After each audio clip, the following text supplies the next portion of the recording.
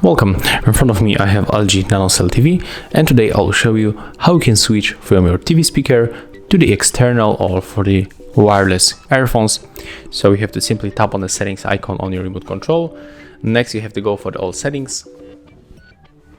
Right now we have to switch to the sound, and then we have to pick the sound out.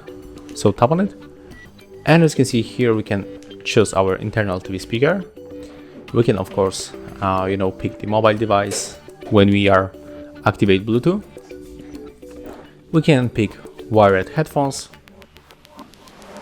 and at the bottom we can find a couple of the other options like Bluetooth surround sound with the internal TV speaker, the optical plus internal TV speaker, and wired headphones with internal TV speaker. So here we can find a couple of the settings, and you have to decide how you can set it up and what you connect to your TV. And that's it. If you found this video helpful, remember to have a like, comment, and subscribe to our channel.